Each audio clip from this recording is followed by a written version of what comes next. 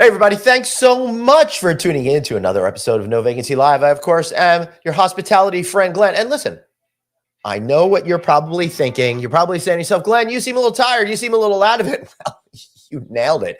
I'm a little tired. I'm a little out of it because I've been on the road for months. You've been seeing where I am. I've been all over, and I just got back from the NYU Hospitality Investment Conference. One of the cool things I like about the Hospitality Investment Conference is really getting a closer look, connecting with all of the people that are affecting the hospitality industry. And the big issues that I saw out there, of course, because it's a financial event, was all about hotel development. Where's the money coming from? How are people getting that money? Can people even get money? Is it worth even doing projects anymore? All of these kinds of issues. So what better timing than I've got these cool founders of a great company called Trailborn, focusing on outdoor boutique resorts. And they've got a really cool philosophy. They own, operate, and finance irreplaceable real estate in growing, supply-constrained markets. And that right there is the secret sauce that ties back to what I heard at the NYU Investment Conference. Present projects that are so compelling and so on trend that people want to finance them. So we're going to talk all about that, plus my love for the great outdoors. And of course, I'm talking about the movie, not the actual outdoors. Ben Weinberg and Mike Weiss. Gentlemen, how are you guys today? Good, Glenn. How you doing? I'm doing great. Thanks so much for being here today. Really, really appreciate it. Thanks for having us. Yeah, for sure.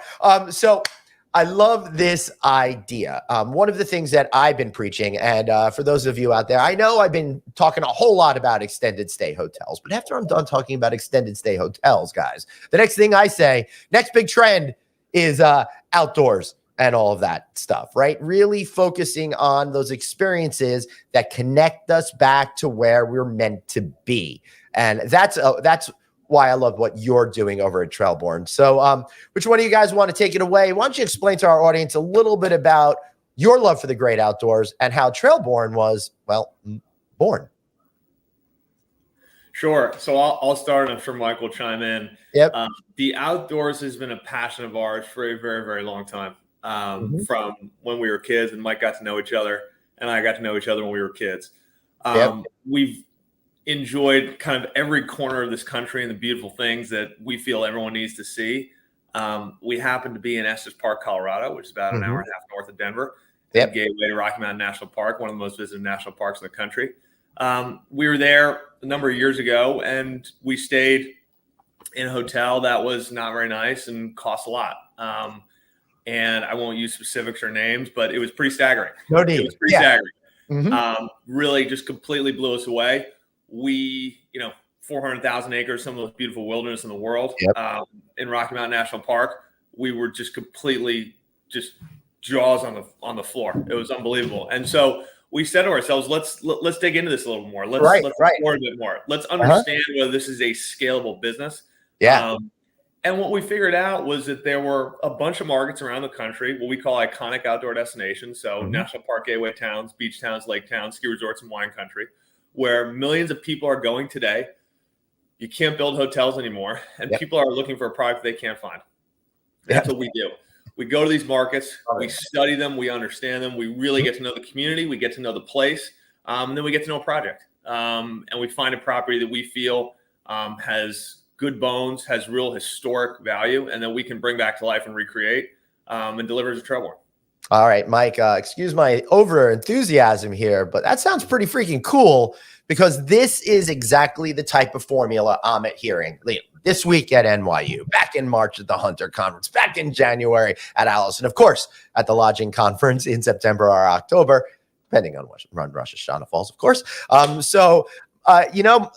Mike, how did you guys really study these markets? How do you find them? How do you understand that this is the place in order to make a significant investment? And then, how do you finance it? Yeah. So we spend as much time studying our markets as we do underwriting individual properties. So step number one is the market needs to be iconic, and it needs to be an outdoor focused market. So every one of our markets has a draw, like Ben mentioned. People are going there because they want to go hiking, biking, fishing, see a national park, go wine tasting. There's something that is bringing people there to get to the outdoors. So that's number one. Number two, we look at demand. We look at demand over the last 5 to 10 years. Has this market been growing? Are there already millions of people traveling there? We are not in the business today of trying to plant a flag somewhere and hoping people come. We're in the business of going places where people are already traveling to and trying to create a product in that market that does not yet exist. And so we want to make sure the demand profile is there and that the supply constraints are there, right? We don't want to go. We have a very long-term outlook on these projects. We don't want to go and spend a bunch of time, spend a bunch of money, get something stood up, and then have someone come and build something right next door to us. So we spend a lot of time on supply constraints. And then we do our underwritings on the market, on the property to make sure that RevPAR in this market is strong enough. It not only has it been growing, but it's a large enough property where there's economies of scale. A lot of these markets have very small properties. We're not in the business of going and buying a 10 or 15 key hotel. No. And so those are some of the things that we look at to make a determination on, is this a market that we want to be in? And are there properties within this market that we might want to own? Everything that we've done to date has been a renovation. So we've bought something existing, we renovate it and bring it up to that 3.5 to 4-star level. That goes back to what you were saying.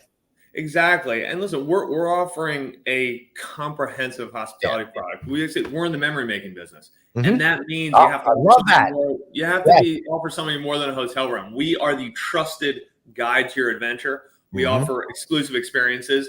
And when you, Glenn, are driving up, for example, from Denver to Estes Park, we've got a guide that you're looking at that has the long way, that has the short way, that has the cherry pie place that I love that you got to stop on the way. We've got the soundtrack to listen to. It's an end-to-end hospitality experience.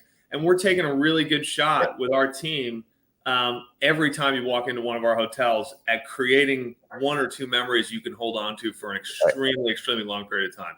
All right. So I get a lot of questions, but I got to get to this pie issue. Where do we sorry to interrupt you. Go ahead. Colorado Cherry, just outside of Estes, which is where I am at right now. I'm not at my home on Long Island. I'm here in Colorado. Sorry, Ben. I'm just so enthusiastic today for you. I appreciate it. Listen, I think for us, taking that really good shot at creating a memory that is authentic, that isn't forced, that people can hold on to for a really, really long time. And when people are at the end of their life and they look back and we can be a part of some of those memories, it's very difficult to do, but incredibly powerful. And what we set out to do as we think about building a comprehensive hospitality product and truly being in the memory making business. Man, and that's what's so important out there. I have talked extensively, both on this program and on stage, constantly about that we are in an experience economy, and the memory making business completely sums up that. A lot of times we get a little bit caught up in worrying about what our RevPAR is going to be and worrying about if, we got the right type of, chocolate cake that's in there. In your case, it'd be cherry pie or something like that. And not enough time thinking about how we're really setting the stage in order to create those memories. And then you combine that with these assets, which I'll say classic in the sense of they weren't built just yesterday. I think that really helps you, Mike, maybe evoke the scene and experience that you're trying to create rather than maybe building something right out of the ground. Yeah, that's 100% right. And, these markets and the destination people are traveling to do a lot of the work for us, right? They are the main event. We are not the main event. The main event is Rocky Mountain National Park. The main event is the Grand Canyon. The main event is the beach in Wrightsville Beach. That's the main reason people are going there. But we believe that we need to round out that experience, right? People don't want to go and have a great day in the park and then come back to a little shack and not have a comfortable night's sleep, right? So we're trying to round out that experience with great on-site programming, making it really easy for people to know what they should be doing, how to best experience these markets, and creating good food and beverage on these properties so that they can have a great morning, a great afternoon, and a great evening, and not only have a great part of the day. Currently, they have properties in the Rocky Mountains and the Highlands, with properties coming soon. Grand Canyon, Mendocino, Wrightsville Beach. Again, all of these places that you're going to find stuff. So, Ben, how do you actually find these types of assets? Let me start by saying I'm going to guess because some of them are older, you might have once in a generation opportunities by folks that have been in the business a long time and perhaps are ready to retire and their kids don't want to take it over. It's probably just one thing, but probably a lot of other things. So how are you finding these properties? Yeah, I think from the very beginning, we felt that it was going to be very difficult to find the right properties. And as a result, we needed to create a bit of a different system to do it and spend the extra time to kind of set it up properly. It really comes from— Let me just pause you there for 1 second to share with our viewers, because a lot of times we hear about off-market deals, and these are people that are at the investment conferences I keep mentioning, all chattering, but you're doing this a little bit differently. So please continue. Yeah, so we are big fans of and have great relationships with all the brokers who you mentioned, NYU, who we work with. We also, alongside that, have a team in-house, and their sole job and responsibility is to be on the road every single day, meeting with local business owners and local real estate owners in the markets that we focus on. So part of it is just boots on the ground, Mike and I included, on the road all the time, spending time with people. You can't, work with someone in the way that we'd like to do it and ask them to buy their hotel over the phone. It just doesn't work. It never has worked. It won't work. It's just not the way this business works. Hey, curious to, could I buy your hotel? Yeah, exactly. Right. That doesn't make any sense. I mean, of our existing portfolio, some of our hotels that we bought were simply us just walking into the hotel and up to the front desk and getting to know the front desk agent and then ultimately speaking to the owner. That happens. And we have a team that's now dedicated to that. That was Mike and I in the early days. We still do a little bit of it, but not as much. And also there are different kind of unconventional ways to get data. So different industries have different data services around understanding who is going to certain places and what their income is and where they're coming from. And we've started to piece together kind of our own system as it relates to data, pulling from different unique sources to understand where does the math not match the anecdote. The anecdote being, I've never heard of that place. The math being, this is extraordinary as it relates to the type of person who's coming here and what they're looking for and their inability to find it. Okay, so all of us could say Napa, duh, that makes sense, right?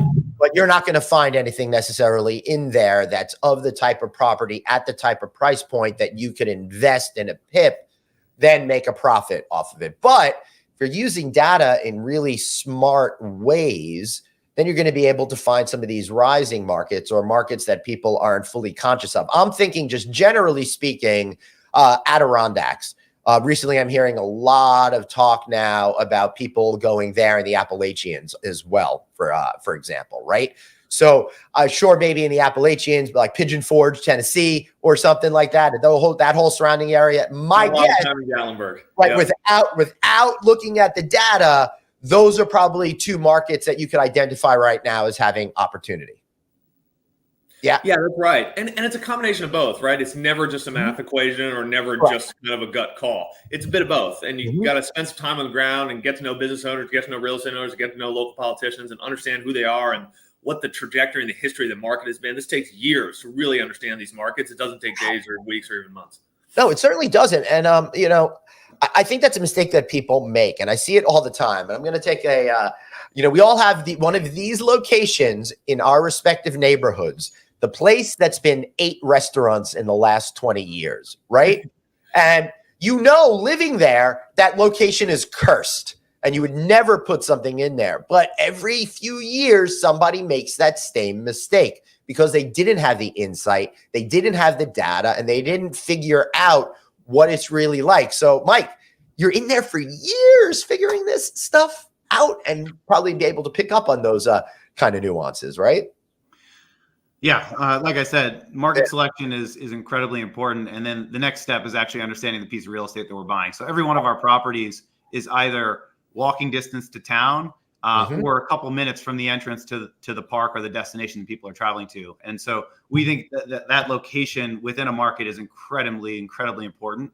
And people want to be able to walk down and get some saltwater taffy or get ice cream and, go to a restaurant and do stuff in the market. And so that location is incredibly important. And also proximity to the destination. The reason why they're going to the market is incredibly important as well. So we spend a bunch of time to make sure we understand there are national park markets that you don't want to go to because there isn't a true gateway town. There isn't that prime location that is close to the entrance to the park. Is there a magic number of rooms that you're looking for? Because Mike, I completely understand that you don't want to have small 10, 15 room properties. Those are difficult to make money on. And there's some great companies that really focus on those types of properties. But in your case, what's the right kind of formula? You're looking at 80 to 120, is it more flexible depending on specific conditions? General rule of thumb, we try and get to 100 keys in a market. In some cases, we've done that by buying 2 properties at the same time and complexing them. But we want to get to 100 keys in a market and then grow from there. Yeah, that would be kind of like what you did in Estes. Is that correct? Correct. Yeah. All right. I'm still learning about your company as well.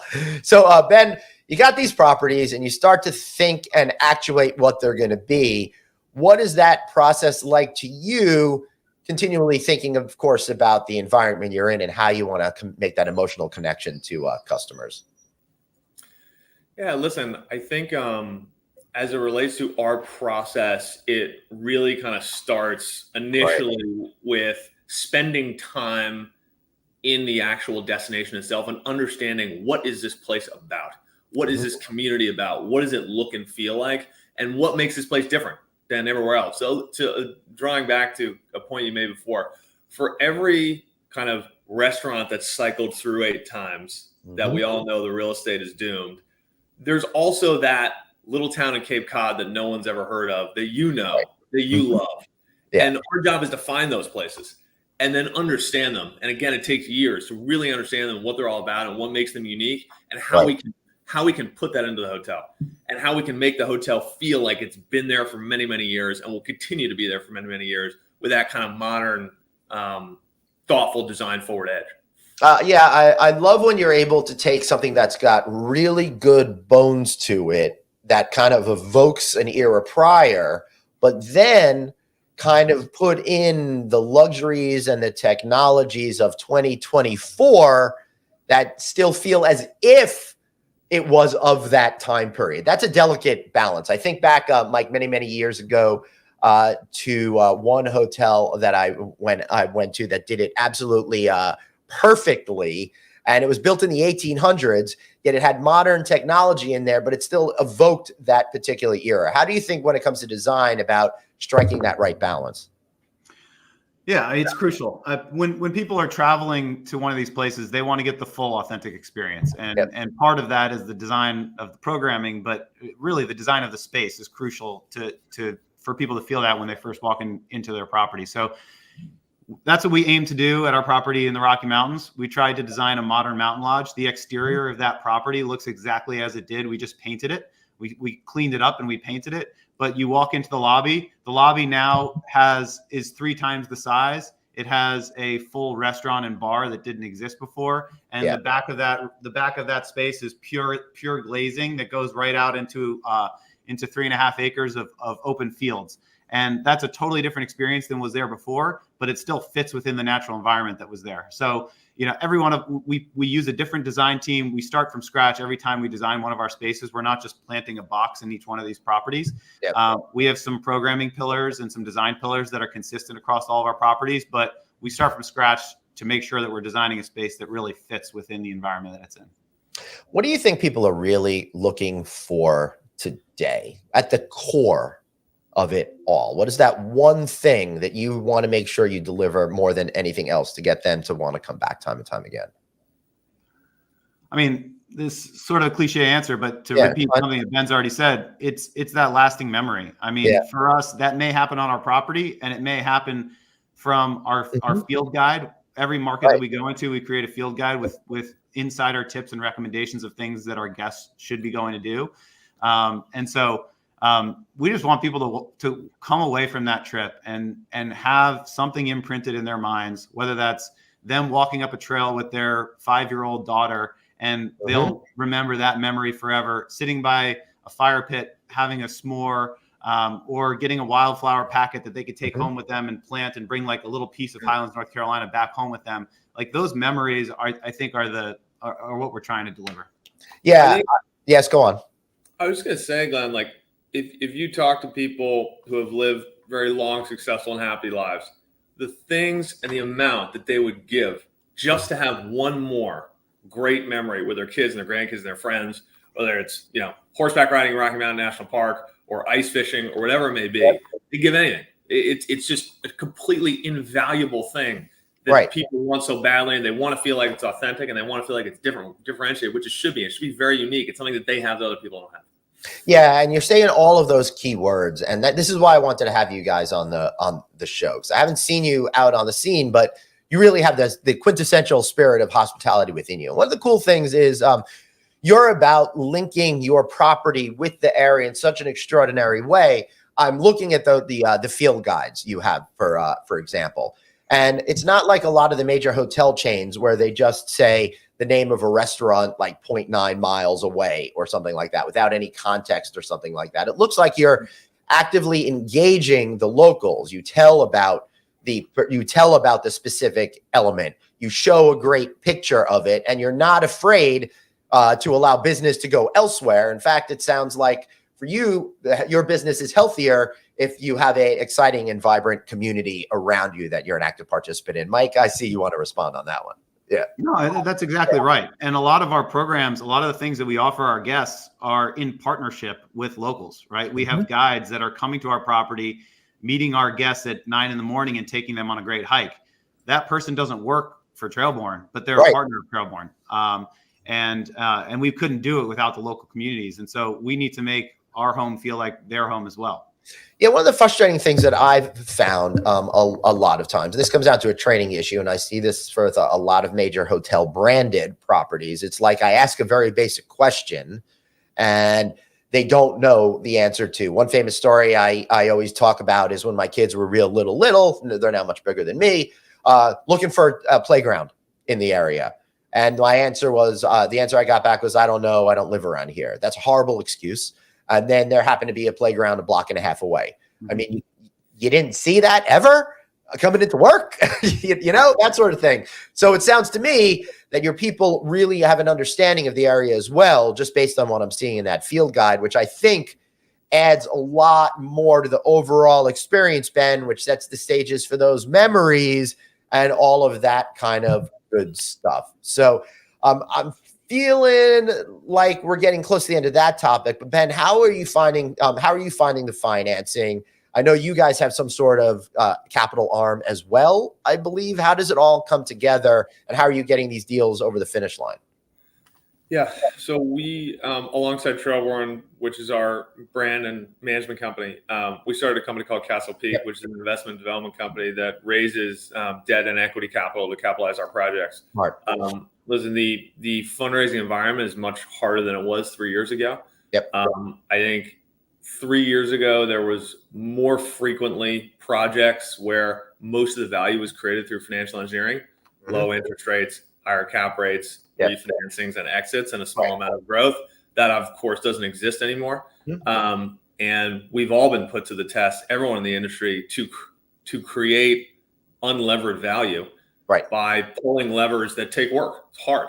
It's operational levers. It's brand levers. It's renovation levers. This is hard execution, and everyone's been put to the test, which in some ways I don't think is such a bad thing.